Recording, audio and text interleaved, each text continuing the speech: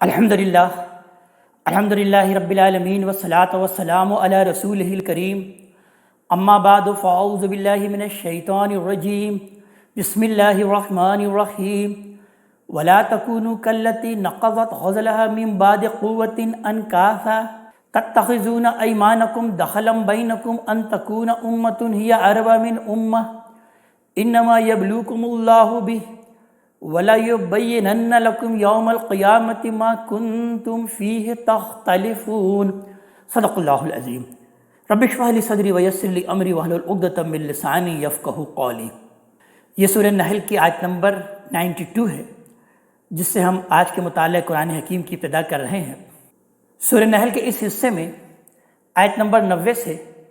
اللہ تبارک تعالیٰ نے مسلمانوں سے خطاب کر کے 3 چیزوں کا اللہ تعالیٰ نے حکم دیا اور 3 چیزوں سے روکا۔ یعنی ارشاد ہوتا ہے کہ ان اللہ یامر بالعدل والاحسان وایتاء ذی القربى، بے شک اللہ تعالیٰ تم کو عدل، احسان اور قرابت مندوں کو دیتے رہنے کی ہدایت کرتا ہے، اور 3 ہی چیزوں سے اللہ تعالیٰ نے منع کیا کہ وینہا عن الفحشاء والمنکر والبغی، اور بے حیائی، برائی اور سرکشی سے اللہ تعالیٰ تمہیں روکتا ہے۔ اور اس کے بعد پھر آیت نمبر 91 میں اللہ تعالیٰ نے عہد کی پاسداری کا حکم دیا اور اس بات کو بیان کیا کہ جب تم اللہ تعالیٰ سے کوئی عہد باندھ لو تو اس کو ہرگز مت توڑو۔ وَأُوفُوا بِعَهْدِ اللَّهِ إِذَا عَاهَدتُّمْ،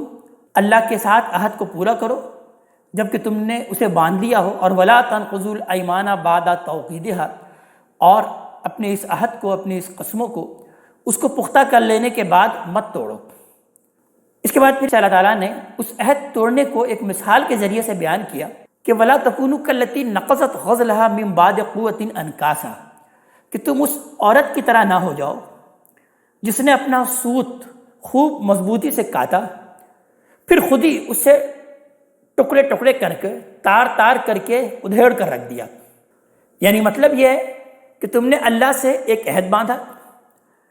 اور پھر اس کو اپنے قسموں کے ذریعے سے پختہ بھی کیا، لیکن جب اس کو پورا کرنے کا وقت آیا تو اس کے ساتھ وہی کیا جو مثال کے طور پر کوئی ایک عورت اپنا کاٹا ہوا سوت خود ہی تار تار کر کے رکھ دے۔ یعنی اس میں اللہ تعالیٰ نے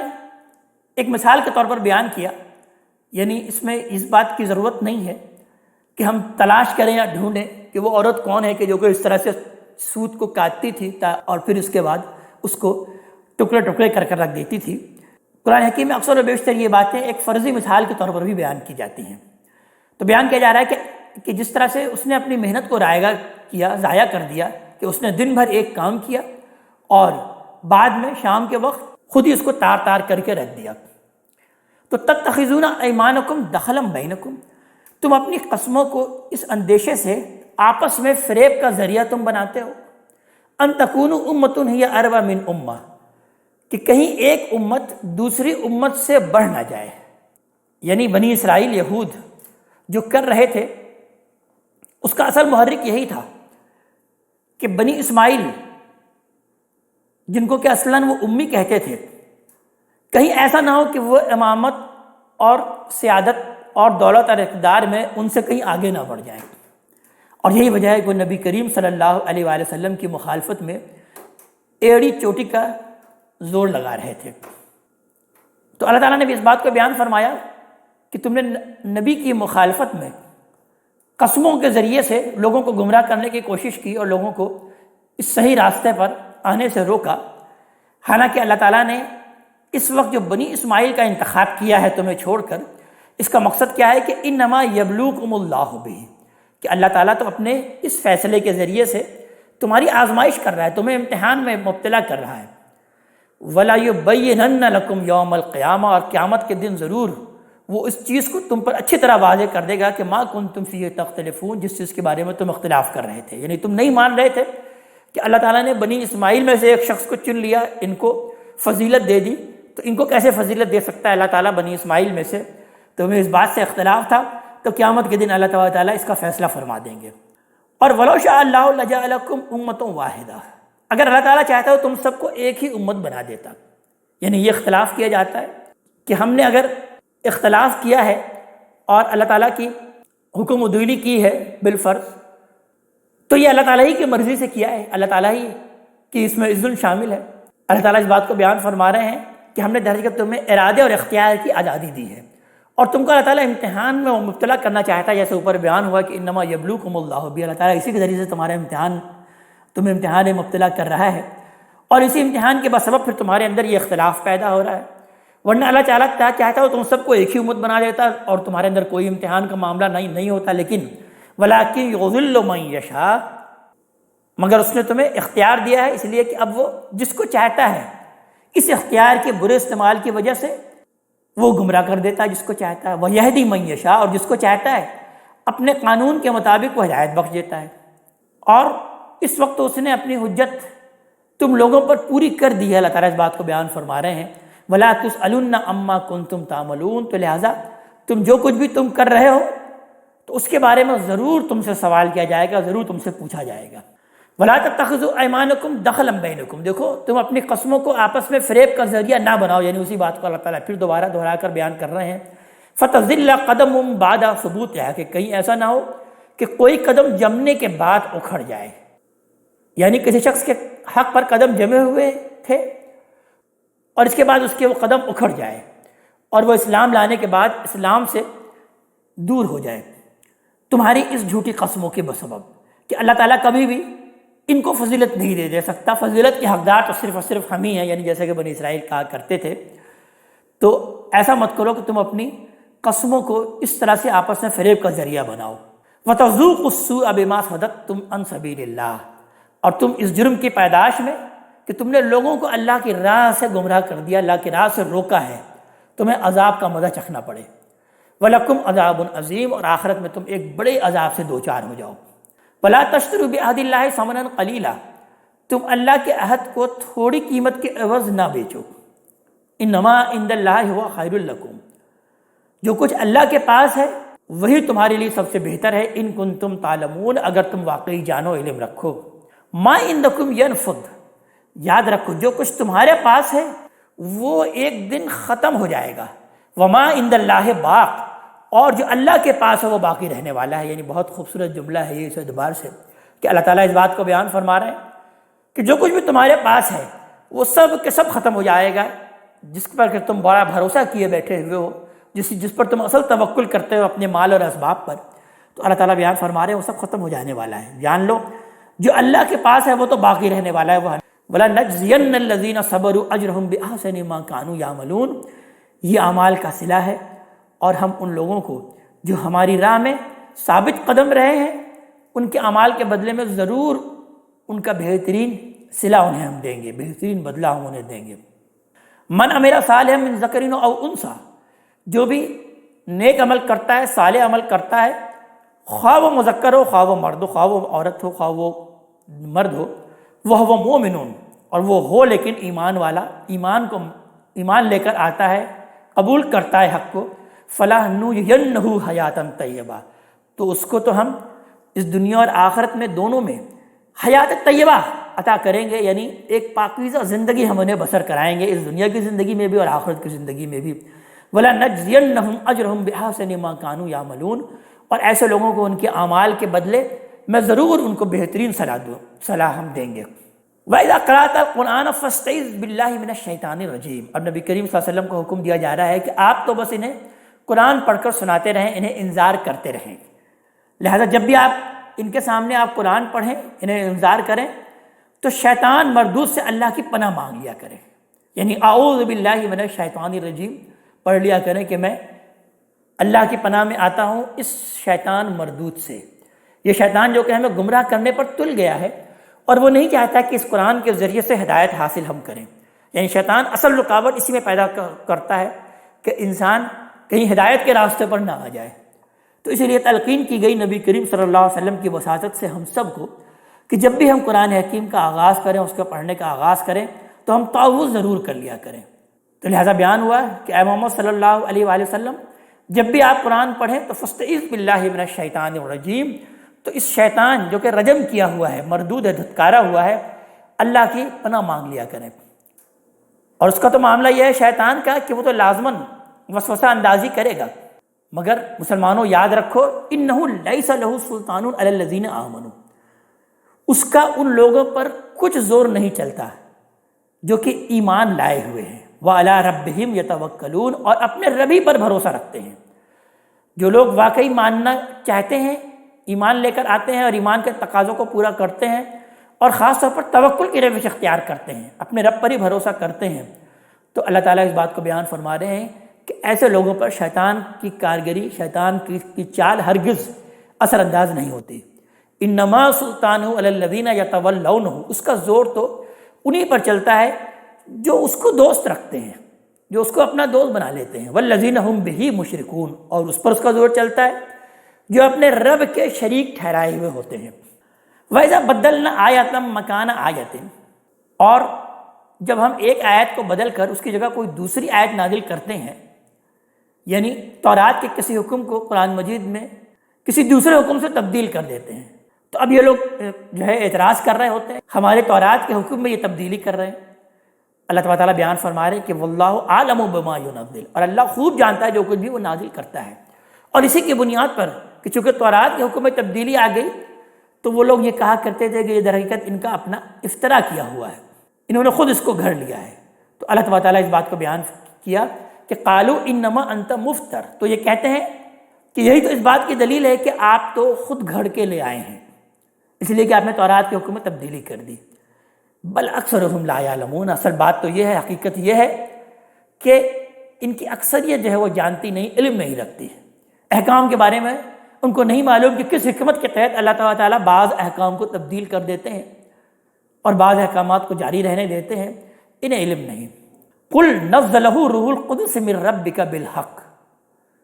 ان سے کہہ دیجئے کہ اس کو تو روح القدس نے آپ کے رب کی طرف سے حق کے ساتھ اتارا ہے، یعنی جبرائیل علیہ السلام، روح القدس سے مراد قرآن حکیم میں جبرائیل علیہ السلام ہی ہوتا ہے، تو جبرائیل علیہ السلام نے حق کے ساتھ اس کو اتارا ہے۔ حق کے ساتھ اتارنے کے معنی کیا ہے کہ یہ اللہ کی شریعت کو ٹھیک ٹھیک اسی صورت میں بیان کیا جا رہا ہے کہ جو یہود اور نصارہ اور مشرکین اور بنی اسرائیل کی تمام ملاوٹوں سے پاک ہے، جو انہوں نے اللہ کی شریعت میں مختلف ملاوٹیں کر دی تھی، ان کی ملاوٹوں سے پاک اللہ تبارک تعالیٰ نے حضرت جبرائیل علیہ السلام کے ذریعے اب یہ قرآن اور یہ شریعت تم کو دے رہا ہے کہ جو کہ اصل دین ہے، جس کو کہ تم نے فراموش کر دیا۔ لِيُثَبِّتَ الَّذِينَ آمَنُوا، اور ہم نے اس کو کیوں نازل کیا؟ تاکہ ایمان والوں کو ثابت قدم رکھے، وَهُدًى وَبُشْرَى لِلْمُسْلِمِينَ، اور یہ ان کے لیے ہدایت اور بشارت ہو جائے جو کہ فرما بردار ہیں، جو کہ مسلمان ہیں، جو کہ اس کو قبول کرتے ہیں، سر تسلیم خم کرتے ہیں۔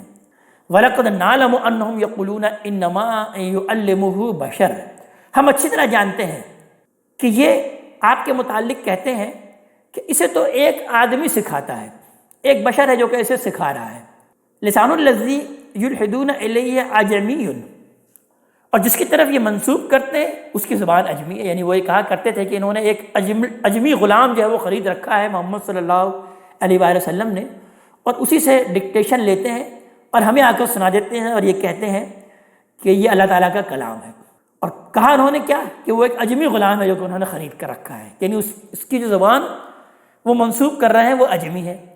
وَهَذَا لِسَانٌ عَرَبِيٌّ مُبِينٌ، اللہ تعالیٰ بیان فرما رہے ہیں، اور یہ قرآن جو نبی کریم صلی اللہ علیہ وسلم پیش کر رہے ہیں یہ تو بالکل واضح فصیح عربی زبان میں ہے، یعنی یہ کیسی بات کر رہے ہیں کہ انہوں نے عربی غلام اپنے یہاں خرید کر کے رکھا ہے اور وہ ان کو ڈکٹیشن کرا رہا ہے۔ یہ قرآن حکیم کوئی عجمی زبان میں نہیں، یہ تو بالکل خالص عربی زبان میں ہے۔ ان الذین لا یؤمنون بآیات اللہ، اصل معاملہ یہ ہے کہ جو لوگ اللہ کی آیتوں کو نہیں مانتے، لا یہدیہم اللہ، انہیں اللہ کبھی صحیح بات تک پہنچنے کی توفیق نہیں دیتا۔ وَلَهُمْ عَذَابٌ أَلِيمٌ، اور اس کے آگے بھی ان کے لیے دردناک عذاب ہے۔ پھر اللہ تبارک تعالیٰ نبی کریم صلی اللہ علیہ وسلم کے بارے میں بیان کر رہے ہیں کہ ہمارے پیغمبر یہ کبھی جھوٹ گھڑ کے نہیں لاتے، بلکہ انما یفتری الکذب الذین لا یؤمنون بآیات اللہ، جھوٹ تو وہی لوگ گھڑ رہے ہیں جو اللہ کی آیاتوں کو نہیں مانتے۔ وَأُولَٰئِکَ هُمُ الْکاذِبُونَ، اور وہی در حقیقت جھوٹے ہیں۔ من کفر باللہ من بعد ایمانہ، ایمان والو تم میں سے جو اپنے ایمان لانے کے بعد اللہ سے کفر کرے گا، الا من اکرہ وقلبہ مطمئن بالایمان، سوائے اس کے کہ انہیں اگر مجبور کیا گیا ہے اور ان کا دل جب کہ ایمان پر مطمئن ہو، تب تو کوئی بات نہیں، تب کچھ مواخذہ نہیں۔ لیکن ولیکن من شرح بالکفر صدرا، جو لوگ کفر کے لیے اپنے سینوں کو کھول دیں گے تو فعلیہم غضب من اللہ، تو ان پر اللہ تبارک تعالیٰ کا غضب ہے، ولہم عذاب عظیم، اور انہیں بڑی سخت سزا پھر ملے گی، بڑی سخت سزا سے پھر وہ دوچار ہوں گے۔ یعنی اگر تمہیں زبردستی تمہیں کفر پر مجبور کیا جا رہا ہے، تو اس طرح سے زبردستی اگر تم نے کوئی کلمہ کفر کر دیا جبکہ تمہارا دل مطمئن ہے، دل تمہارے ایمان والا ہے، تو اللہ تعالیٰ بیان فرما رہے ہیں کہ اس بارے میں تو کوئی حرج نہیں، لیکن اگر جان بوجھ کر تم نے ایمان کا انکار کیا، حق کا انکار کیا، تو در حقیقت ان کے لیے اللہ تبارک تعالیٰ بیان فرما رہے ہیں کہ ان کے لیے پھر بڑی سخت عذاب ہے، وَلَهُمْ عَذَابٌ عَلِيمٌ ذَلِكَ بِأَنَّهُمْ اسْتَحَبُّوا الْحَيَاةَ الدُّنْيَا عَلَى الْآخِرَةِ، یہ وہ لوگ ہیں کہ جنہوں نے آخرت کے مقابلے میں دنیا کی زندگی کو ترجیح دی، دنیا کی زندگی کو عزیز رکھا۔ وَأَنَّ اللَّهَ لَا يَهْدِي الْقَوْمَ الْكَافِرِينَ، اور اس لیے کہ اس طرح کے منکر لوگوں کو پھر اللہ تبارک تعالیٰ ہدایت نہیں دیا کرتا۔ اولئک الذین طبع اللہ علی قلوبہم وسمعہم وابصارہم، یہ وہی لوگ ہیں کہ جن کے دلوں پر اور کانوں پر اور آنکھوں پر اللہ نے مہر لگا دی ہے، سیل کر دیا ہے۔ وَأُولَئِكَ هُمُ الْغَافِلُونَ، اور یہی ہیں جو اصل میں غافل ہیں، یعنی آخرت سے غافل ہیں، ان کو نہیں معلوم کہ مرنے کے بعد دوبارہ بھی جی اٹھنا ہے۔ لا جرم انہم فی الآخرۃ هم الخاسرون، لازم ہے کہ آخرت میں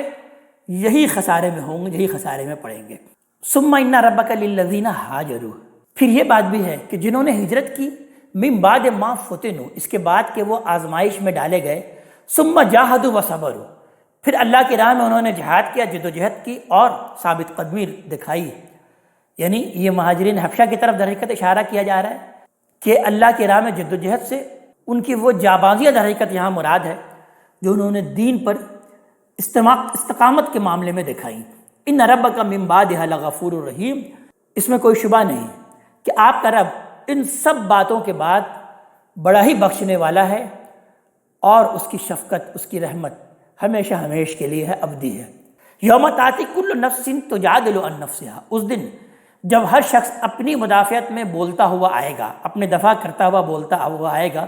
وتوفی کل نفس ما عملت، اور ہر شخص کو پورا پورا وہی بدلہ ملے گا جو اس نے کیا ہوگا، وہم لا یظلمون، اور لوگوں کے ساتھ کوئی ظلم نہ ہوگا آخرت میں۔ وضرب اللہ مثلا قریۃ، قریش کے لوگوں کو مخاطب کر کے کہا جا رہا ہے کہ اللہ تمہارے لیے اس بستی کی مثال پیش کرتا ہے، کانت آمنۃ مطمئنہ، جو امن و اطمینان کی زندگی بسر کر رہی تھی، یاتی رزقها رغدا من کل مکان، اس کا رزق اس کو ہر طرف سے فراغت کے ساتھ پہنچ رہا تھا۔ فکفرت بانعم اللہ، پھر اس نے اللہ کی نعمتوں کی ناشکری کی۔ فذاقها اللہ لباس الجوع والخوف بما كانوا يصنعون، تب اللہ نے اس کے باشندوں کے کرتوتوں کی پاداش میں اس کو بھوک کا مزہ چکھایا اور خوف کا لباس پہنا دیا۔ وَلَقَدْ جَاءَهُمْ رَسُولٌ مِّنْهُمْ، ان کے پاس انہی میں سے ایک رسول بھی آئے تھے، فَكَذَّبُوهُ، تو انہوں نے اسے جھٹلا دیا۔ فَأَخَذَهُمُ الْعَذَابُ، پھر انہیں عذاب نے پکڑ لیا، وَهُمْ ظَالِمُونَ، اور وہ اپنی جانوں پر خود ظلم ڈھانے والے تھے۔ یعنی بستی کی مثال کے ذریعے سے اللہ تعالیٰ بیان فرما رہے ہیں کہ ان لوگوں نے جو کہ ناشکری کی، اللہ تعالیٰ کا شکر بجا نہیں لائے، کفر کیا، رسول بھی آئے تو ان کی بات کا بھی انکار کیا، تو بالآخر ان پر بھی عذاب آیا۔ تو اے قریش کے لوگوں، تم کو بھی اللہ تعالیٰ نے بہت ساری نعمتیں دی ہیں اسی بستی کی طرح، تم کو بھی ہر طرح کی رزق کی فراوانی اس سرزمین مکہ میں اللہ تعالیٰ نے عطا فرمائی ہے، لیکن تم نے بھی اگر اسی طرح سے ناشکری کی روش اختیار کی، کفر کا معاملہ کیا، تو اللہ تعالیٰ کی عذاب سے بچ نہیں سکو گے۔ تو لہٰذا تم اس مثال سے سبق حاصل کرو، فَكُلُوا مِمَّا رَزَقَكُمُ اللَّهُ حَلَالًا طَيِّبًا، تو کھاؤ اللہ نے جو حلال اور پاکیزہ چیزیں تمہیں دے رکھی ہیں انہیں کھاؤ، اور وَاشْكُرُوا نِعْمَتَ اللَّهِ إِن كُنتُمْ إِيَّاهُ تَعْبُدُونَ، اور اللہ کی نعمت کا شکر ادا کرو، جو اللہ تعالیٰ نے تم کو نعمتیں دی ہیں اس کا خوب شکر بجا لاؤ، اگر تم واقعی اسی کی بندگی کرتے ہو، اسی کی عبادت کرتے ہو۔ جان لو کہ انما حرم علیکم المیتۃ، اللہ تعالیٰ نے تم پر تو حرام کیا ہے مردار، والدم ولحم الخنزیر وما اہل لغیر اللہ بہ، اور خون اور سور کا گوشت اور غیر اللہ کے نام کا ذبیحہ اللہ تعالیٰ نے تم پر حرام کیا۔ یعنی تم نے اپنی طرف سے نہ جانے کیا کیا حرام ٹھہرا لیا ہے، اور اپنی طرف سے تم نے شریعت گڑھ لی اور کہا کہ یہ بھی حرام ہے اور یہ بھی حرام ہے اور یہ بھی حرام ہے۔ دیکھو کھانے پینے کی چیزوں کے بارے میں اللہ تعالیٰ نے اصول بیان کر دیا کہ تمام کے تمام طیبات تمہارے لیے حلال ہیں اور خبائث تمہارے لیے حرام ہیں، یعنی اللہ تعالیٰ نے تمہاری فطرت کے اندر ودیت کر دیا ہے کہ یہ خبائث ہیں، یہ کھانے پینے کی چیزیں نہیں ہیں، یہ چیزیں نہیں کھائی جا سکتی، اس کو تم اچھی طرح جانتے ہو، پہچانتے ہو۔ اور جو کھانے کی چیزیں کیا ہیں، اللہ تعالیٰ نے تمہاری طبیعت میں اس کے لیے رغبت رکھ دی، اور تمہیں خوب معلوم ہے کہ یہ پاکیزہ چیزیں، یہ طیبات ہیں، یہ کھانے کی ہیں۔ ہاں، یہ 4 چیزوں کے بارے میں بیان کیا کہ جس کے بارے میں تمہیں غلط فہمی ہو سکتی تھی کہ شاید یہ کھانا بھی حلال ہو، اللہ تعالیٰ نے اس کے بارے میں بیان کر دیا کہ دیکھو یہ 4 چیزیں تم پر حرام کر دی گئی ہیں۔ ایک مردار جو کہ خود مر جائے، تم نے اسے ذبح نہ کیا ہو، یعنی اگرچہ وہ حلال جانور ہے، بکری ہے، گائے ہے، مرغی ہے، لیکن یہ ہے کہ وہ خود مر گئی، تو پھر یہ ہے کہ وہ تمہارے لیے جائز نہیں۔ یعنی تمہارے لیے جائز تو صرف وہ ہے، ہم سورہ مائدہ میں پڑھ چکے ہیں، کہ جس کو تم نے ذبح کیا ایک خاص اصول کے مطابق، اور جس سے اس کا پورا کا پورا خون نکل گیا۔ والدم، اور بہتا ہوا خون، یعنی یہاں پر تو صرف خون کا لفظ ہے، لیکن سورہ الانعام میں ہم پڑھ چکے کہ یہ بہتا ہوا خون جو کہ اللہ تعالیٰ نے بیان کیا کہ یہ تمہارے لیے حرام ہے۔ واللحم الخنزیر، اور خنزیر کے بارے میں تمہیں شک ہو سکتا تھا کہ شاید یہ کوئی بکری کی نوعیت کا جانور ہے، اسے کہ اللہ تعالیٰ نے جو بہیمۃ الانعام قسم کے جانور ہے وہ تمہارے لیے حلال کیے، تو خنزیر کے بارے میں یہ شک ہو سکتا تھا کہ یہ بہیمۃ الانعام قسم کے جانور ہیں۔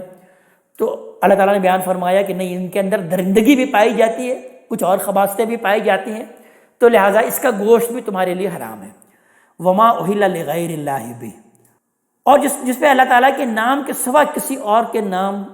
کے ساتھ ذبح کیا گیا ہو، یعنی غیر اللہ کے نام کا ذبیحہ، اللہ تعالیٰ نے اس بات کو بیان فرمایا کہ ذبح کرتے وقت تمہیں ہر حال میں اللہ تعالیٰ ہی کا نام لینا ہے، اللہ ہی کے اذن سے تم اس کی جان لے سکتے ہو، کسی غیر اللہ کے نام کا ذبیحہ یہ اللہ تعالیٰ نے تمہارے لیے حرام کیا۔ تو یہ 4 چیزیں کے معاملے میں تمہیں شک میں تم مبتلا ہو سکتے تھے، اللہ تعالیٰ نے بیان فرمایا کہ یہ تم پر ہم نے حرام کیا ہے۔ باقی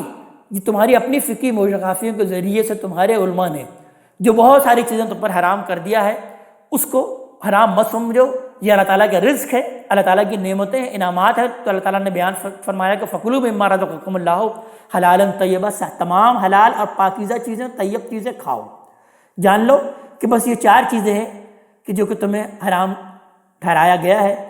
اس کے قریب مت جاؤ۔ فَمَنِ اضْطُرَّ غَيْرَ بَاغٍ وَلَا عَادٍ، ہاں اس پر بھی کہ جو مجبور ہو جائے، اس طرح کے نہ تو چاہنے والا ہو اور نہ حد سے بڑھ جانے والا ہو، یعنی اپنی جان بچانے کے لیے مجبور ہو گیا، کچھ نہیں مل رہا، تو پھر ٹھیک ہے اس میں سے کچھ کھا سکتا ہے۔ فإن اللہ غفور الرحیم، تو اس پر کچھ گناہ نہیں ہے، اس لیے کہ اللہ تعالیٰ بہت بخشنے والا ہے اور اس کی رحمت تسلسل ہے، اس کی رحمت میں دوام ہے۔ ولا تقولوا لما تصف ألسنتكم الكذب، تم اپنی زبانوں کے گھڑے ہوئے جھوٹ کی بنا پر یہ نہ کہو کہ ھذا حلال و ھذا حرام، کہ یہ حلال ہے اور یہ حرام ہے، یعنی اپنی مرضی سے کوئی کچھ چیز کو حلال کر دینا جو کہ اللہ تعالیٰ نے حلال نہیں کیا، اپنی مرضی سے کسی چیز کو حرام کر دینا اسی طرح جس کو اللہ تعالیٰ نے حرام نہیں کیا۔ اس کے بارے میں اللہ تعالیٰ بیان فرما رہے ہیں کہ لِتَفْتَرُوا عَلَى اللَّهِ الْكَذِبَ، کہ اس طرح تم اللہ پر جھوٹ باندھنے لگتے ہو، تم نے اللہ تعالیٰ پر جھوٹ باندھ لیا۔ اللہ نے جب کسی چیز کو حرام نہیں کیا، تم اس کو کہہ رہے ہو کہ یہ حرام ہے، تو ظاہر کہ تم اللہ پر جھوٹ باندھ رہے ہو، یعنی تم کہہ رہے ہو کہ یہ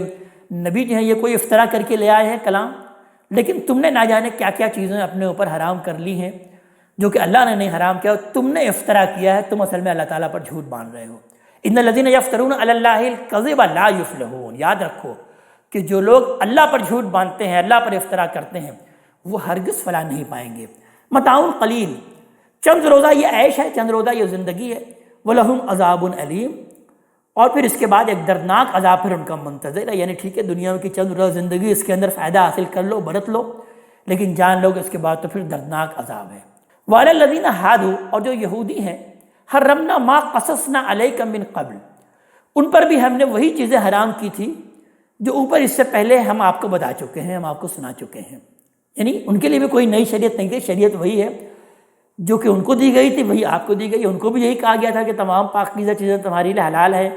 اور خبائث تمہارے لیے حرام ہے۔ تو اللہ تعالیٰ بیان فرما رہے ہیں کہ ان کو بھی جو ہم آپ کو بتا چکے ہیں وہی چیزیں حرام کی تھی، وہی 4 چیزیں ان پر بھی حرام تھیں، لیکن کیا ہوا کہ وما ظلمناہم ولکن کانوا انفسہم یظلمون، ہم نے ان پر کوئی ظلم نہیں کیا بلکہ وہ خود اپنے اوپر ظلم کرتے رہے، یعنی اشارہ ان چیزوں کی طرف ہے جو انہوں نے اپنی سرکشی اور ہٹ درمی کی بنا پر اپنے اوپر کچھ چیزیں حرام کر لی تھی۔ تو اللہ تعالیٰ بیان فرما رہے ہیں کہ ان کو سزا دینے کے لیے ان پر ہم نے یہ چیزیں حرام کر لی، اس لیے کہ وہ اللہ تعالیٰ کے احکام سے بالکل بے پرواہ ہو گئے۔ تو اللہ تعالیٰ نے پھر ان کو یہ سزا دی۔ تو اللہ تعالیٰ اس بات کو بیان فرما رہے ہیں کہ جو جیسا کہ ہم پہلے بھی اس بات کو پڑھ چکے، ثم ان ربک للذین عملوا السوء بجہالہ، پھر ان کے لیے جو جذبات سے مغلوب ہو کر کوئی برائی کر بیٹھیں، ثم تابوا من بعد ذلک واصلحوا، پھر اس کے بعد وہ توبہ کر لیں اور اپنی اصلاح کر لیں، ان ربک من بعدھا لغفور رحیم، تو اس کے بعد اے محمد صلی اللہ علیہ وآلہ وسلم آپ کا رب، اس میں کوئی شک نہیں کہ وہ بڑا ہی بخشنے والا ہے، اور اس کی رحمت مسلسل ہے، اس کی رحمت میں تسلسل ہے اور دوام ہے۔ یعنی اگر تم نے اس طرح کی کوئی حرکت کر لی ہے، کوئی اس طرح کا افطرا کر لیا ہے، تو ابھی بھی عمل ہے، موقع ہے کہ تم اپنے عمل کو درست کر لو، توبہ کر لو، تو پھر اللہ تعالیٰ بھی بہت بخشنے والا ہے۔ اب بیان کیا جا رہا ہے کہ ان کا معاملہ یہ ہے کہ وہ اپنے ان من گھڑت دین کو، اپنے یہ اوہام کو ابراہیم علیہ السلام کی طرف منسوب کرتے ہیں کہ یہی تو دین ابراہیمی ہے اور ہم اس دین ابراہیمی پر کاربن ہیں۔ تو اللہ تعالیٰ بیان فرما رہے ہیں کہ ان ابراہیم کان امتن، حقیقت یہ ہے کہ ابراہیم اپنی جگہ پر ایک الگ امت تھے، قانتا للہ حنیفہ، وہ اللہ کے فرما بردار اور یکسو تھے، ولم یک من المشرکین، اور وہ کوئی شرک کرنے والوں میں سے نہیں تھے۔ تم نے اپنے دین میں شرک شامل کر لیا ہے اور اس کو منسوب کرتے ہوئے ابراہیم علیہ السلام کی طرف، جبکہ ابراہیم علیہ السلام کوئی شرک کرنے والے نہیں تھے۔ شاکرا لانعمہ، وہ تو اس کی نعمتوں کا شکر ادا کرنے والے تھے، اللہ کی نعمتوں کا وہ شکر ادا کرتے تھے ابراہیم علیہ السلام۔ اجتباہ وہداہ الی صراط مستقیم، اللہ نے ان کو چن لیا، اللہ نے ان کو برگزیدہ کر لیا اور ان کی رہنمائی ایک سیدھی راستے کی طرف اللہ تعالیٰ نے فرما دی۔ وآتیناہ فی الدنیا حسنہ، اللہ تعالیٰ بیان فرما رہے ہیں ہم نے ان کو اس دنیا میں بھی بھلائی عطا کی، خیر عطا کی، حسنہ عطا کیا۔ وَإِنَّهُ فِي الْآخِرَةِ لَمِنَ الصَّالِحِينَ، اور آخرت میں تو یہ میرے صالح لوگوں میں سے ہوں گے، نیکوکاروں میں سے ہوں گے، یقیناً صالح لوگوں میں سے اٹھائے جائیں گے۔ ثُمَّ أَوْحَيْنَا إِلَيْكَ، اور پھر یہی وجہ ہے کہ ہم نے اے محمد صلی اللہ علیہ وسلم آپ کی طرف وحی کی کہ ان اتبع ملت ابراہیم حنیفہ، کہ آپ اسی ابراہیم کے طریقے کی پیروی کریں علیہ السلام، جو بالکل حنیف تھے، یکسو تھے، جنہوں نے اپنے دین میں کوئی شرک کی آمیزش نہیں کی، کوئی ملاوٹ نہیں کی، خالص اللہ تعالیٰ کے دین پر عمل کرنے والے تھے۔ تو لہٰذا نبی کریم صلی اللہ علیہ وسلم کو بھی اللہ تعالیٰ نے اسی بات کا حکم دیا کہ آپ بھی دین ابراہیمی کی پیروی کریں، یعنی آپ صلی اللہ علیہ وسلم بھی جو دین آپ کے سامنے پیش کر رہے ہیں لوگوں کے سامنے، اصل میں یہ تو وہی دین ہے کہ جو کہ دین ابراہیمی ہے۔ تم نے ابراہیم علیہ السلام کی دین میں آمیزش کر لی، اس کے اندر شرک بھی شامل کر لی، علاقادات بدعات بھی شامل کر لی۔ وما کان من المشرکین، وہ ابراہیم علیہ السلام مشرکوں میں سے نہیں تھے۔ اور پھر اللہ تعالیٰ بیان فرما رہے ہیں کہ یہ جو سخت کی سختی ہے، یہ اس کا ابراہیم علیہ السلام سے کوئی تعلق نہیں، یعنی انہوں نے ان کا اصل میں یہ کہنا یہ تھا کہ یہ محمد صلی اللہ علیہ وسلم جو دین لے کر آئے ہیں اس کے اندر تو سخت کا کوئی تذکرہ نہیں کرتے، سخت کے معاملے میں۔ تو اللہ تعالیٰ بیان فرما رہے ہیں کہ یہ جو سب کا معاملہ ہے، جو سب کی سختی کا معاملہ ہے، یہ تم نے خود گھڑ لیا ہے، یہ کوئی دین ابراہیمی کی میراث نہیں تھی۔ انما جعل السبت علی الذین اختلفوا فیہ، یہ سب تو در حقیقت انہی لوگوں پر عائد کیا گیا تھا جنہوں نے اپنی موشگافیوں سے اس میں اختلاف پیدا کر لیے تھے، یعنی یہود پر، جنہوں نے اپنے اختلاف سے اس دن کی حرمت بالکل برباد کر دی تھی، اور اللہ تعالیٰ نے اس کے نتیجے میں سخت کے احکامات ان کے لیے اور سخت سے سخت کر دیے۔ وَإِنَّ رَبَّكَ لَا يَحْكُمُ بَيْنَهُمْ يَوْمَ الْقِيَامَةِ فِي مَا كَانُوا فِيهِ يَخْتَلِفُونَ، اور آپ کا رب یقیناً قیامت کے دن ان کے درمیان ان سب چیزوں کے بارے میں فیصلہ کر دے گا جن میں وہ اختلاف کرتے تھے، جن میں وہ مختلف تھے۔ یعنی یہ جو جنہوں نے اختلاف کیا اور یہ کہہ رہے تھے کہ یہ سب کی سختی بھی دین کا حصہ ہے اور یہ دین ابراہیمی کا حصہ ہے، اور محمد صلی اللہ علیہ وسلم اس کا کوئی تذکرہ نہیں کرتے، تو ان سب کا فیصلہ اللہ تبارک تعالیٰ قیامت کے دن کر دے گا۔ اللہ تعالیٰ پھر بیان فرما رہے ہیں کہ ادعو الی سبیل ربک، اے محمد صلی اللہ علیہ وسلم آپ تو اپنے رب کی راستے کی طرف دعوت دیتے رہیے، بالحکمت، حکمت کے ساتھ، والموعظۃ الحسنہ، اور اچھی نصیحت کے ساتھ، وجادلہم باللتی ہی احسن، اور ان کے ساتھ اس طریقے سے بحث کریں جو کہ بہت احسن ہو، جو کہ بہت پسندیدہ ہو، بہت بہتر ہو۔ ان ربک هو اعلم بمن ضل عن سبیلہ، یقیناً آپ کا رب خوب جانتا ہے کہ کون اس کی راہ سے بھٹکا ہوا ہے، وہو اعلم بالمہتدین، اور وہ ان کو بھی خوب جانتا ہے جو کہ ہدایت پانے والے ہیں، ہدایت یافتہ ہیں۔ یعنی دعوت دین کے لیے در حقیقت اللہ تعالیٰ اس بات کو بیان فرما رہے ہیں کہ یہی چیز ہے جو کہ دعوت دین کے لاہ عمل کی بنیاد ہے۔ ایک یہ کہ دعوت ہمیشہ حکمت اور موعظت اور مجادلہ احسن کے اسلوب میں پیش کرنی چاہیے، یعنی ادعو الی سبیل ربک بالحکمت، سب سے پہلی بات حکمت بیان کی گئی، تو حکمت سے مراد ان آیات میں دلائل و براہین ہیں، اور والموعظۃ الحسنۃ، اور موعظۃ حسنہ سے دردمندانہ نصیحت، دردمندانہ تذکیر ہے۔ یعنی دائی جو بات بھی کہے وہ دلیل و برہان سے کہے اور علم و عقل کی روشنی میں کہے۔ اس کا انداز یعنی کہ چڑھ دوڑنے والا اور ڈھونس جمانے کا نہیں ہونا چاہیے، بلکہ خیر خواہی اور شفقت و محبت کے ساتھ توجہ دلانے کا ہونا چاہیے۔ ہاں اگر بحث و مباحثے کی نوبت آ جائے تو اس کے لیے پھر اچھے طریقے کو اختیار کیا جائے، پسندیدہ طریقے کو اختیار کیا جائے۔ اس کے جواب میں حریف یعنی اپنے مخالف کی اشتعال انگیزی پر اگر مخالف یا حریف اتر آئے تو اب وہ یہ نہ کرے کہ اینٹ کا جواب پتھر سے دے، بلکہ ہمیشہ بہت ہی مہذب اور شائستہ انداز سے ہی اپنی بات کو رکھے اور اپنی بات کو پیش کرے۔ اس لیے کہ دائی کی جو اصل ذمہ داری ہے وہ صرف دعوت تک ہی محدود ہے، یعنی کہ وہ بات کو صرف پہنچا دینا، یہی اصل میں اس کی ذمہ داری ہے۔ حق کو ہر پہلو سے واضح کر دینا ہے، بس یہ اس کی ذمہ داری ہے۔ اور دائی کو یہی چاہیے کہ ترغیب و تلقین میں اپنی طرف سے وہ کوئی کسر اٹھا کے نہ رکھے۔ اگر دائی نے اپنا فرض صحیح طریقے سے ادا کر دیا تو در حقیقت وہ اپنی ذمہ داری سے سبکدوش ہو گیا۔ لوگوں کی ہدایت اور گمراہی کا معاملہ اللہ تعالیٰ نے اپنے ہاتھ میں لے رکھا ہے کہ کس کو ہدایت دینی ہے اور کس کو ہدایت نہیں دینی ہے۔ تمہارا کام تو صرف اور صرف یہ ہے، دعوت دینے والے کا کام تو صرف اور صرف یہ ہے کہ بات کو اچھی طرح واضح انداز سے پہنچا دو۔ اسی بات کو اللہ پھر بیان کیا کہ ادعو الی ربک بالحکمۃ والموعظۃ الحسنۃ وجادلہم باللتی ہی احسن ان ربک هو اعلم بمن ضل عن سبیلہ، کہ یقیناً آپ کا رب خوب جانتا ہے کہ جو کہ کون ہے کہ جو کہ راستے سے بھٹکا ہوا ہے، وَهُوَ أَعْلَمُ بِالْمُهْتَدِينَ، اور اللہ تعالیٰ ان کو بھی جانتا ہے کہ کون ہے جو کہ ہدایت پانے والے ہیں۔ پھر بیان ہوا کہ وَإِنْ عَاقَبْتُمْ، اگر تم لوگ کسی وقت بدلہ لو تو فَعَاقِبُوا بِمِثْلِ مَا عُوقِبْتُمْ بِهِ، تو اتنا ہی بدلہ لو جتنا کہ تمہارے ساتھ معاملہ کیا گیا ہے۔ یعنی دعوت کے مخاطبین اگر ظلم و زیادتی اور ایذا رسانی پر اتر آئیں تو دائی کو اخلاقی حدود کے اندر رہتے ہوئے اتنا بدلہ لینے کی اجازت ہے جتنی تکلیف اسے پہنچائی گئی ہے، یعنی وہ بدلہ لے سکتا ہے۔ اسی اللہ تعالیٰ نے اس بات کو بیان کیا، لیکن اللہ تعالیٰ کو پسند یہی ہے کہ صبر سے کام لیا جائے، اسی لیے آگے پھر صبر کا تذکرہ ہے کہ وَلَئِن صَبَرْتُمْ، لیکن اگر تم صبر کرو لَهُوَ خَيْرٌ لِلصَّابِرِينَ، تو صبر کرنے والوں کے لیے یہ بہت ہی بہتر ہے۔ اسی لیے اللہ تعالیٰ نے پھر اس بات کا تذکرہ کیا کہ ایسے موقع پر بھی کہ اگر وہ تمہیں تکلیفیں پہنچانے پر اتر آئے، اگرچہ تمہیں بدلہ لینے کا اختیار حاصل ہے، لیکن اگر تکلیفیں پہنچانے پر بھی اتر آئے تو بہتر تو یہی ہے کہ تم صبر سے کام لو۔ یعنی صبر کے معنی یہ ہے کہ حق کے جو دائی، حق کے جو دعوت دینے والے ہیں، ہر اذیت برداشت کر لیں، لیکن نہ انتقام لینے کے لیے کوئی اقدام کریں، نہ مصیبتوں اور تکلیفوں سے گھبرا کر اپنے موقف میں کوئی ترمیم اور تبدیلی پیدا کرنے کے لیے تیار ہوں۔ یعنی ایسا نہ ہو کہ ان کو اگر ایذا پہنچائی جا رہی ہے، ان کو اگر تانے دیے جا رہے ہیں تو وہ اپنے نقطہ نظر میں اپنے موقف میں کوئی تبدیلی کر لیں۔ وہ تو حق کی بات کو بالکل بلا کم و کاس پہنچا دینا ہی بس ان کی ذمہ داری ہے۔ تو اسی لیے اس موقع پر صبر کرنے والوں کے اللہ تعالیٰ نے بڑی نعمت کا وعدہ کیا ہے کہ اس کا نتیجہ دنیا میں بھی ان کے لیے بہترین صورت میں ظاہر ہوگا، اور قیامت میں بھی اللہ تعالیٰ نے چاہا تو وہ اس کے بہترین نتائج دیکھیں گے۔ اس لیے پھر نبی کریم صلی اللہ علیہ وسلم کو بھی حکم دیا گیا ہے کہ اے محمد صلی اللہ علیہ وسلم وصبر، آپ بھی صبر کریں، وما صبرک الا اللہ، اور آپ کا یہ صبر اللہ کے تعلق ہی سے حاصل ہو سکتا ہے۔ یعنی صبر کی ہدایت کے ساتھ ساتھ اللہ تعالیٰ نے یہاں پر صبر حاصل کرنے کی تدبیر بھی بتا دی کہ اپنے تعلق اللہ تعالیٰ کے ساتھ زیادہ سے زیادہ مضبوط بڑھاؤ تو اللہ تعالیٰ تمہیں وہ صبر بھی نصیب کرے گا، اور اس کا یہ پھل بھی تمہیں ملے گا کہ تمہارا اللہ تعالیٰ سے تعلق بھی زیادہ ہوگا۔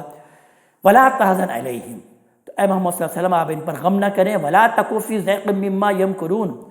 اور جو یہ چالیں چل رہے ہیں ان سے ہرگز آپ دل برداشتہ نہ ہوں، آپ ان سے ہرگز تنگ دل نہ ہو۔ ان اللہ مع الذین اتقوا، بے شک اللہ تو ان لوگوں کے ساتھ ہے کہ جنہوں نے تقوی کی روش اختیار کی، والذین هم محسنون، اور وہ لوگ جو کہ احسان کی روش اختیار کرنے والے ہیں، جو کہ خوبی سے عمل کرنے والے ہیں، بہترین عمل کرنے والے ہیں، اللہ تبارک تعالیٰ ان کے ساتھ ہے۔ ان اللہ مع الذین اتقوا والذین هم محسنون،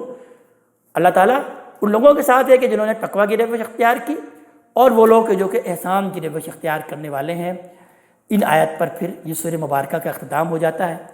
اللہ تبارک تعالیٰ ہمیں اپنے کلام کا فہم عطا فرمائے اور عمل کی توفیق عطا فرمائے۔ اقول قولی ھذا واستغفر اللہ لی ولکم ولسائر المسلمین والمسلمات.